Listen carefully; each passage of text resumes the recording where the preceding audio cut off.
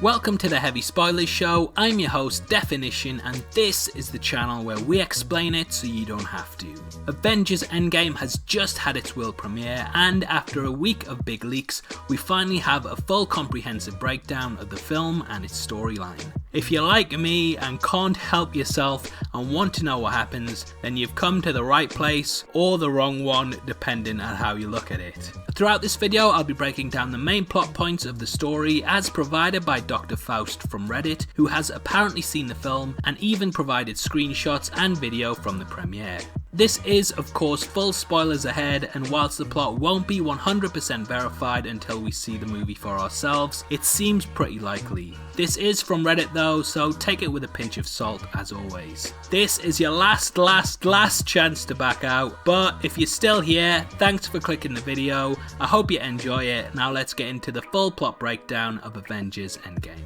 Avengers Endgame opens with Hawkeye training his daughter with a bow and arrow before his family are all mercilessly taken out by the snap. We then cut to Tony and Nebula adrift in space, with the former recording his message to Pepper. Tony falls asleep and awakens to see Captain Marvel outside of the ship, who helps them return to Earth, which is where they meet up with the rest of the survivors. The film then follows them attempting to track down Thanos, whose location is given away by Nebula because she knows of a garden that he said he would retire to upon completing his final goal. They arrive there to find Thanos alone, and he informs them that he used the gauntlet to destroy the stones. He is weak and Thor goes for the head this time, killing him in the process. Snap forward 5 years and Captain Marvel states that she must go to another planet and won't be back for a while. Cut to Louise's van, which is inside a storage unit, and after a rat crawls over the quantum controls, Scott is freed. We follow him as he walks the streets, confused as to why everything looks like it's from 28 days later, before he arrives at a memorial with all of the names of the missing on a large stone.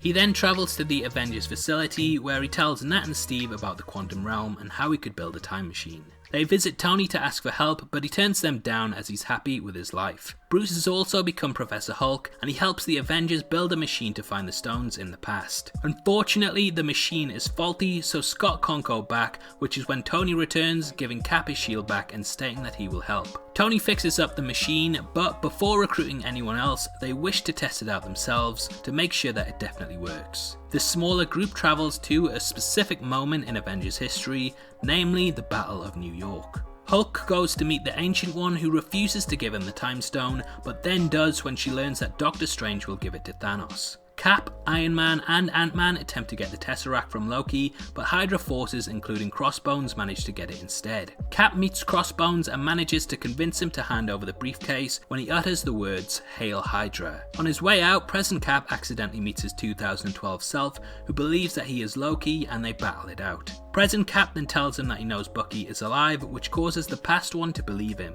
From here they return and recruit the rest of the Avengers. Thor and Rocket go to Asgard to get the Reality Stone, but Thor is a complete wreck at this point and has become fat after taking the snap badly. He sees Freya and follows her, whilst Rocket goes after the stone.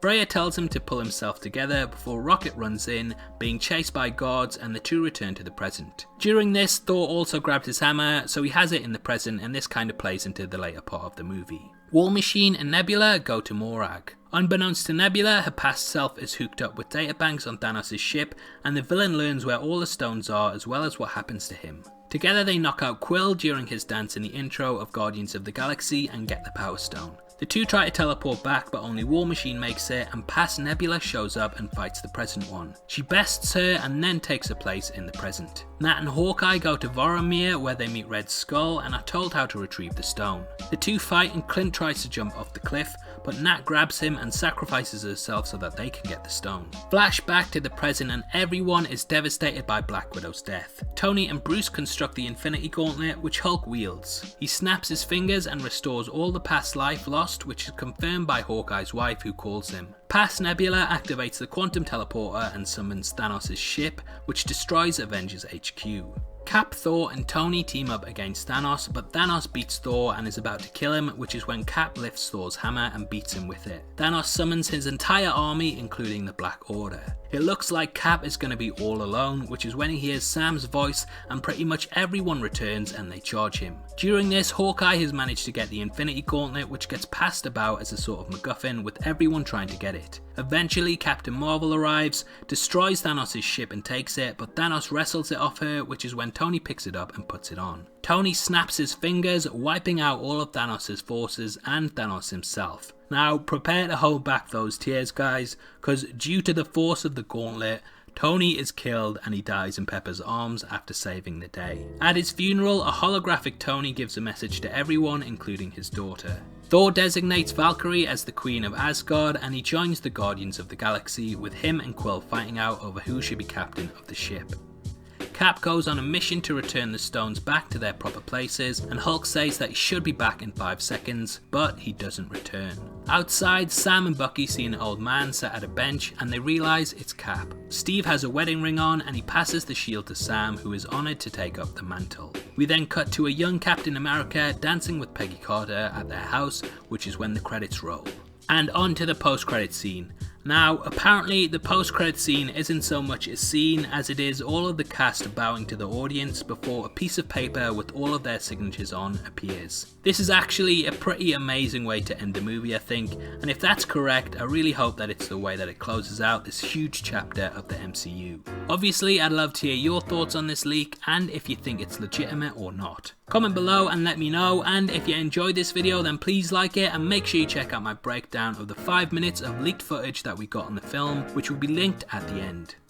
This is a channel for people who are super into superheroes, so if that's the kind of thing you like, hit subscribe. Thanks again for taking the time to watch this. I've been Definition, you've been the best, and I'll see you next time. Take care, peace.